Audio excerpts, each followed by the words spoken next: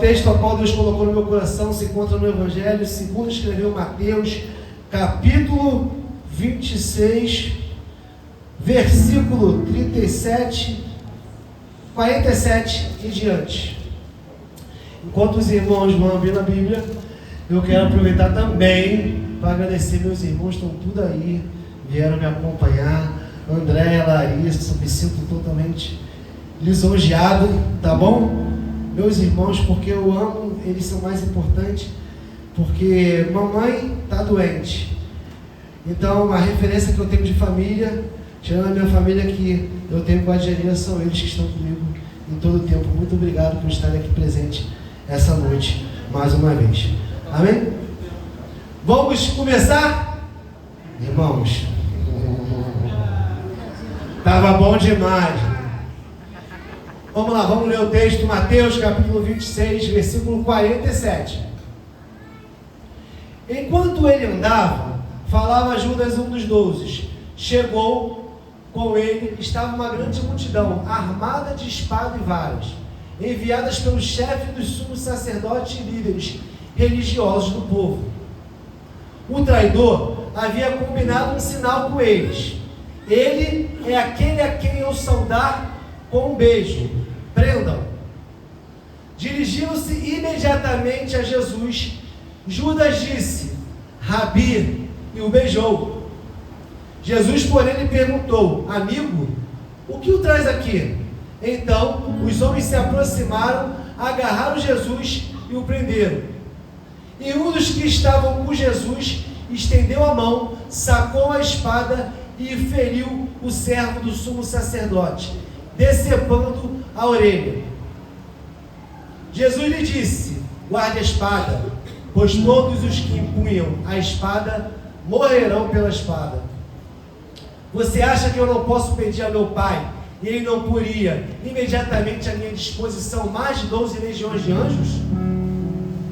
Como então se cumpriria as escrituras que dizem que as coisas deveriam acontecer dessa forma? Feche os seus olhos, vamos orar. Senhor meu Deus, a Tua palavra foi lida e vai ser aplicada nesse momento.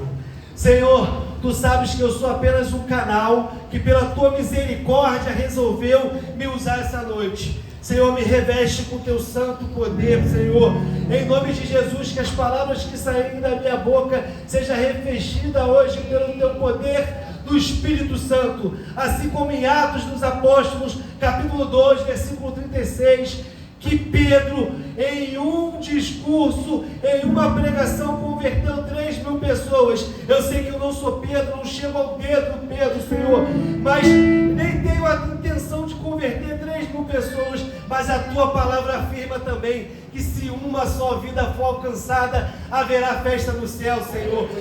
É a Tua palavra que diz em Mateus capítulo 17, 20, que se eu tiver fé, a fé de um grão de mostarda, poderei mover montanhas. É com essa fé hoje que eu te peço, Senhor Pai, que haja cura, libertação, que haja salvação, e que Teu nome cresça e que eu diminua. É assim que eu oro e agradeço em nome de Jesus.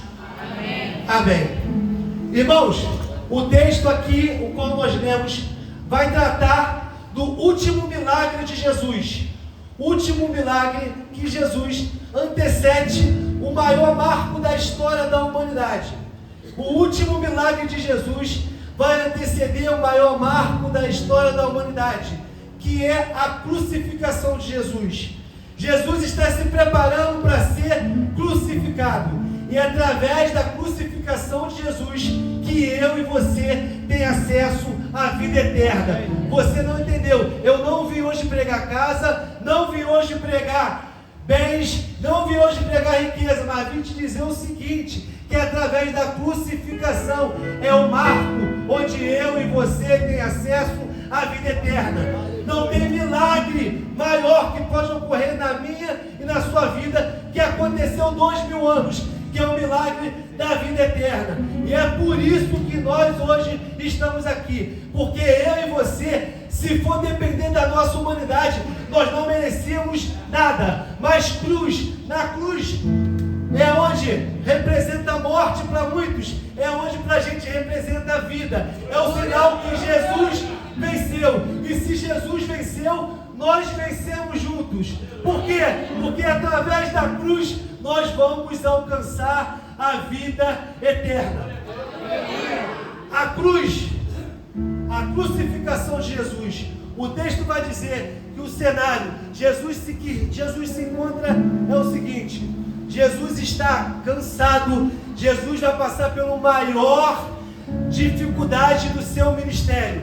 Jesus vai passar pela maior tristeza do seu ministério. O texto diz que Jesus se separa e leva 3 discípulos para orar. Jesus teve 70 discípulos, 12 apóstolos e 13 mais próximos. Ele vai separar nos versículos anteriores esses 3 para vir com ele orar. Orar onde? No Monte das Oliveiras, num lugar conhecido como Getsêmani. Getsêmani, que no grego quer dizer prensa, lugar aonde quer dizer esmagamento, era onde eles esmagavam o azeite no período anterior da Páscoa. É nesse momento e nessa circunstância que Jesus vai realizar um milagre ainda na vida do sumo sacerdote Malco. Ou seja, Jesus está passando pelo pior período, pelo período de maior dificuldade ministerial, e Jesus vai deixar a primeira lição para a gente. Jesus se separa para orar. Eu não sei como você chegou aqui, talvez seja o pior ano da sua vida. Você está passando por uma circunstância que jamais imaginou, um período difícil no teu casamento, nas tuas finanças, na tua vida ministerial, mas existe uma receita que vale muito mais, que vai dar muito mais certo do que a receita do Núcleo do Time das Estrelas, que é a receita que Jesus Cristo deixou pra gente. Essa receita é simples e eficaz. Quem levanta a mão e acredita que hoje o milagre vai chegar na sua vida? Você crê que o milagre vai chegar? O milagre vai chegar. Basta a gente fazer aquilo que Jesus deixou. A receita: se separar, joelho no chão e orar. É separação e oração que vai chegar o milagre na sua vida. Essa é a primeira receita que Jesus deixa para a gente. Jesus vai se separar e orar para ser crucificado, porque Jesus já sabe que vai ser crucificado. É diante desse cenário de dificuldade que Jesus vai realizar mais um milagre. É assim na tua vida também. Você quer ver o milagre de Jesus acontecer na sua vida? Não tem receita mágica. É simplesmente separação e oração. E eu faço uma pergunta para você: se é separação, por que você fica chateado quando Deus está tirando pessoas da sua vida? Precisa se separar. Santidade é separação e oração. Jesus vai chegar para os 3, volta e vai dizer o seguinte para esses 3. Ele vai encontrar os 3 dormindo. Os 3 estão dormindo. Jesus acorda eles e a palavra de Jesus é o seguinte: irmãos, porque estão dormindo? O meu coração está triste. Jesus mostra para eles que está profundamente triste e fala: fiquem acordados, mantenham vigilantes, porque para não cair em tentação. Ou seja, mais uma receita aqui: não existe santo, ninguém aqui é crente super poderoso, ninguém aqui é um crente que não pode falhar. Quer viver uma vida correta com Deus? Aqui Jesus deixa de novo: não quer cair em tentação, é só separar e orar. Jesus fala mais uma vez sobre oração. E todos os milagres que você vai ver Jesus realizando, antes de realizar, Jesus se separa para orar. Só que a gente quer as coisas, mas a gente quer fazer nas nossas forças. A gente quer fazer do nosso jeito. A gente não pergunta para Deus o que Deus quer. A gente não ora. E depois que as coisas acontecem de errado, a gente quer terceirizar e culpar Deus. sendo que o culpado é a gente que não fez aquilo que Jesus nos ensinou, que é o quê? Se separar e orar. Porque quando você se separa e você ora, você está ligado com Deus. Quando você está ligado com Deus, é difícil, é impossível não dar certo. Por quê? Porque você está com o joelho no chão e Deus confirma a todo instante, em pequenos sinais, quando você está ligado com Deus. E aí Jesus está passando por esse momento. Jesus passando por esse momento no ministério. E aí o que vai acontecer? Vai chegar perto de Jesus um homem chamado Judas Iscariotes. Vai chegar um discípulo Judas. Com quem Judas vem trazendo? Soldados. O texto vai dizer que eles vieram buscar Jesus como Jesus fosse um bandido, um Paulo. Mas espera aí. Judas, a palavra Judas no grego quer dizer louvor e adoração. Iscariote é referência a uma cidade, Cariote, que ficava em Judá. Como alguém que tem o nome de louvor e adoração vai se tornar o maior traidor da humanidade?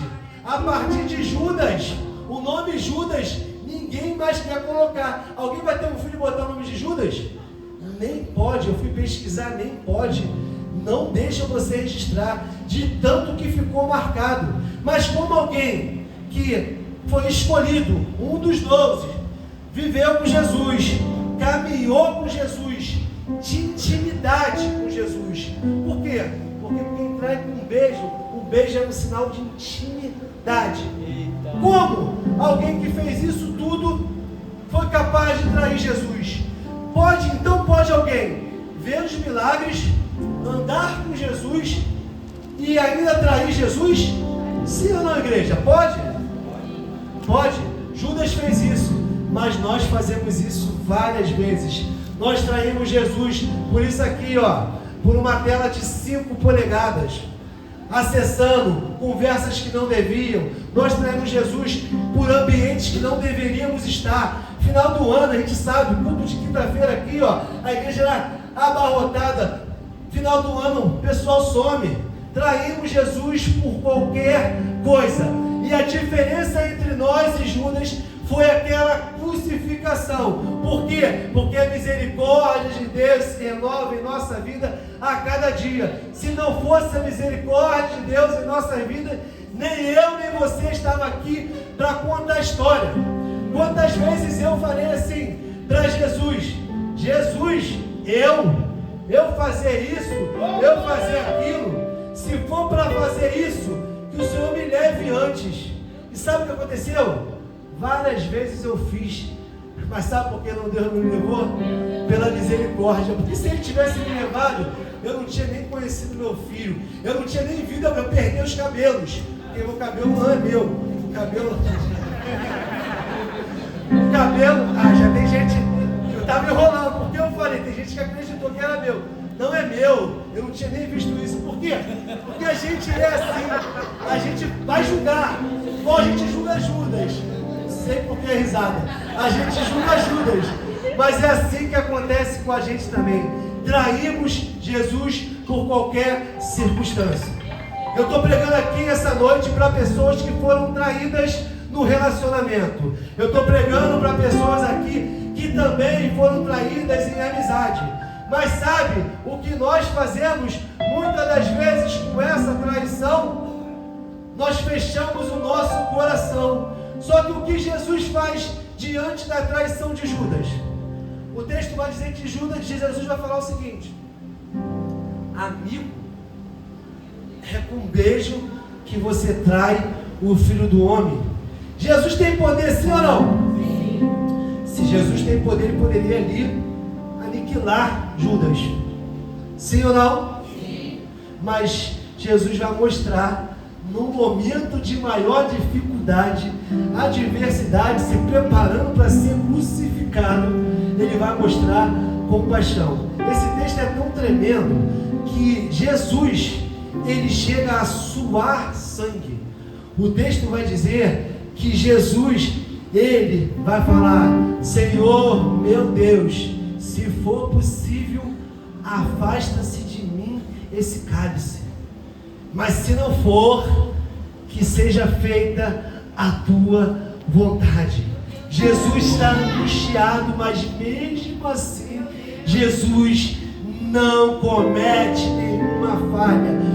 Mesmo assim, Jesus está cuidando e deixando para a gente um monte de lição para que a gente possa viver o evangelho genuíno da cruz sem erros, viver o evangelho sadio, sem se desviar, porque Jesus está ensinando nesse contexto todo a orar, a se separar, e agora Jesus está ensinando a ter compaixão, porque Jesus vai lá e amigo, Jesus mostra uma compaixão. E aí, o que vai acontecer? O texto vai dizer o seguinte, que Judas, traidor, o caráter do traidor, não foi capaz de mudar o caráter de quem foi traído. Pegou essa? Porque o que fazem com você não pode mudar o que você é. E nós estamos nos perdendo nisso. Porque nós vemos dentro da igreja, no Laje não acontece, que aqui é perfeito.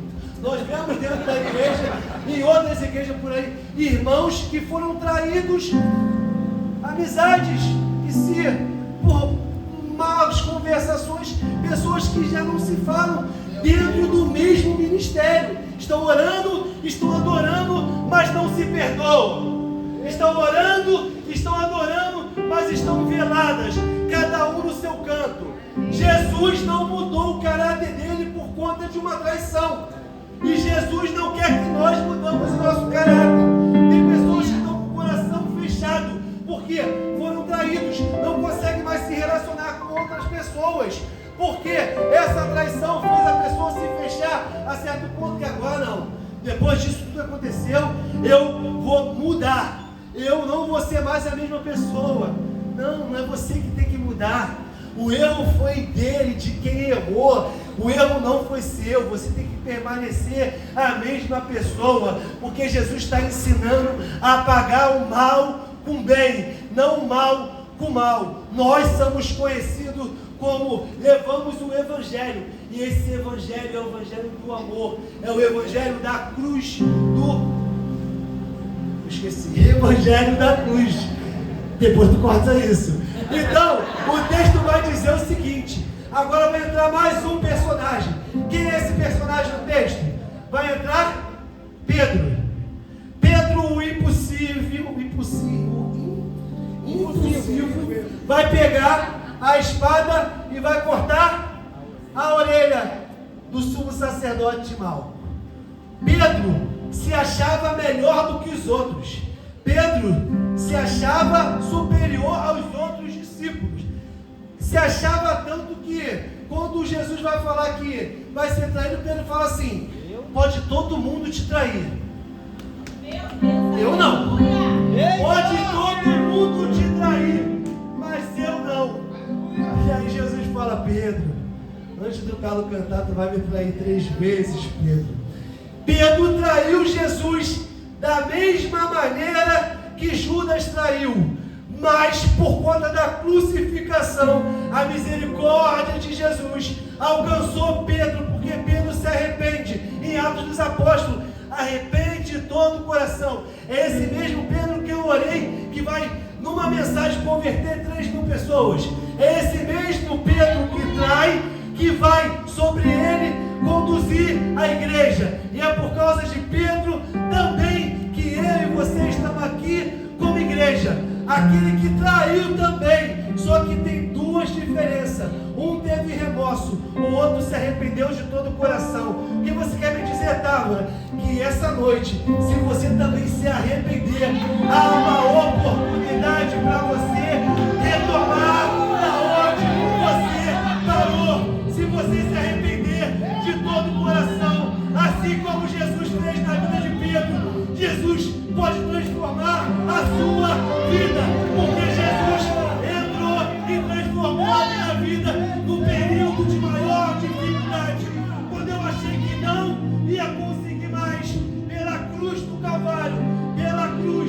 misericórdia de Jesus chegou na minha vida e vai chegar na tua vida também essa noite.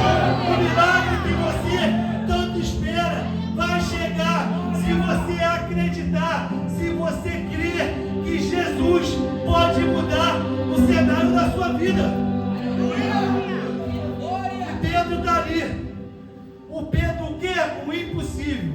Irmãos, por favor, bate palma para Jesus e manda Deus.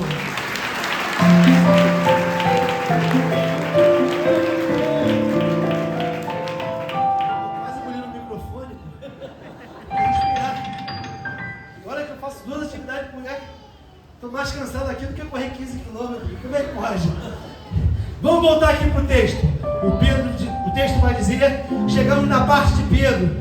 Pedro, o impossível, impulsivo, para agradar a Deus, pensando que está agradando Jesus, ele vai pegar uma espada e vai cortar a orelha, pensando que está agradando a Jesus. Quantas vezes, pela nossa impulsividade, nós erramos, pensando que está agradando a Jesus? Távora, fala de uma maneira que eu consiga entender. Começamos um relacionamento, olha os mais novos aí, já começa assim, não pede a orientação, não faz o que o texto diz, para orar, se separa, começa o relacionamento, já fala assim, não é de Deus, eu tenho certeza que é de Deus, e aí a gente vai dando conselhos assim, eu sei, é de Deus, calma, se é de Deus, deixa, namora, cuida, o tempo vai, já casa, aí passa um tempo e se separa. Não acontece na laje, graças a Deus, só nas igrejas aí fora. Porque nós queremos passar, Deus, impulsividade. Impulsividade. Não só no relacionamento. Vemos a impulsividade também que acontece com Pedro em nossas vidas. Questão financeira, de trabalho, estamos passando por algumas crises. E a primeira porta que se abre, a gente fala, é de Deus. A gente não é capaz de orar, se separar para perguntar para Jesus antes. Jesus, é essa porta aqui que o Senhor quer que eu entre? Igual o Humberto falou, a gente não pergunta. O que a gente faz? Com certeza é. E daqui a pouco a gente vem aqui, eu vejo pessoas contando testemunhos aqui, que a porta se abriu, que é de Deus, que não pediu orientação, e daqui a pouco essa porta que é de Deus faz ele se afastar de Deus. Essa porta que é de Deus faz ele se afastar de Deus. Impulsividade. Isso que acontecia com Pedro. Se achava santo demais, superior demais. E o texto vai dizer que ele vai pegar a espada e vai cortar a orelha do sumo sacerdote. Não em Mateus, mas em Lucas e João vai dizer que o nome do sumo sacerdote é Malco. Sumo sacerdote, a título de curiosidade, é como se fosse um estágio daquele que se preparou a vida inteira para se tornar um sacerdote. Ou seja, Malco está prestes de se tornar aquilo que ele se preparou a vida inteira. Só que com esse ato de impulsividade de Pedro, Malco nunca vai poder mais se tornar sacerdote. Porque em Levítico 21 vai dizer que o sacerdote não poderia ter defeito. Entende o tamanho do gesto? Ele simplesmente mata. Ele mata só cortando a orelha, porque ele se preparou a vida toda para ser sacerdote. E quem vai intervir agora? Alguém que ele quer aprender vai ter que intervir por ele. Alguém que ele quer aprender vai mostrar mais uma vez um gesto de amor e vai realizar o seu último milagre. Jesus Cristo. Jesus Cristo vai pegar assim, ó, e vai colocar, olha que bonita, acho que logo você, vai colocar a orelha no lugar. Preste atenção. Se não tivesse ferida, não tinha milagre. Se não tivesse ferida, Jesus não tinha como realizar o milagre.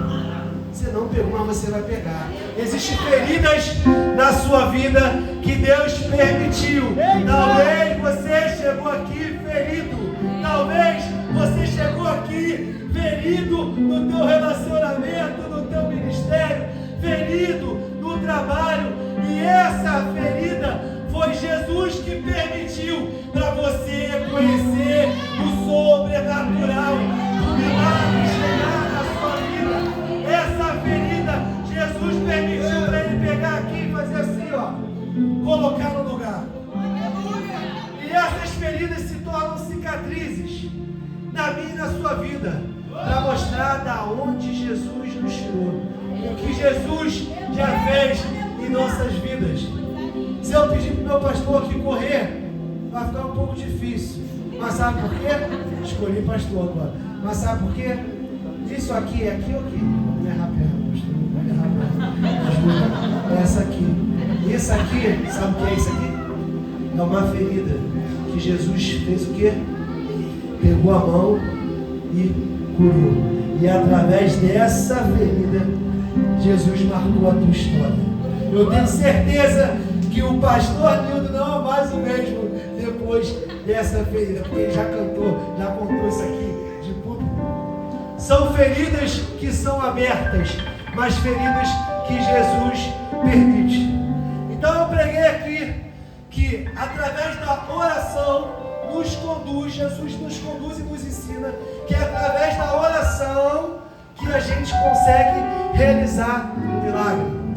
Eu preguei aqui que mesmo você sendo traído, Jesus dá a outra face, paga com amor e compaixão. Eu preguei aqui essa noite que a impulsividade pode nos levar a cometer erros que vão deixar consequências em nossas vidas. E eu preguei aqui essa noite que você chegou aqui ferido e que feridas acontecem porque Jesus vai colocar a mão e curar essa ferida. Jesus é capaz de recompor qualquer ferida na sua vida, porque foi na cruz do Calvário que Jesus conseguiu vencer e a gente ter acesso à vida eterna. É por isso que nós temos a certeza que, independente de falhas, independente das circunstâncias que chegamos aqui no Ministério Laje, essa noite, Jesus é capaz de realizar um milagre na minha e na sua vida. Quem crê, levanta a mão. Quem crê que Jesus pode mudar o cenário da sua vida, levanta a mão. Mas é crê de verdade, é crê de verdade. E a Bíblia fala, se você tiver fé, Ele é capaz de mudar o cenário da sua vida. E Jesus quer curar, Jesus quer cicatrizar feridas, mas é preciso crer de todo o seu coração. Fique em pé, igreja. E o texto vai encerrar dizendo o seguinte, que Pedro vai pegar uma espada e Jesus vai reprimir Pedro dizendo o seguinte: não é com espada, não é com a espada, não é na guerra, é no amor. Jesus vai reprimir esse gesto de Pedro. Sabe o que significa espada para a gente, crente? Efésios capítulo 6,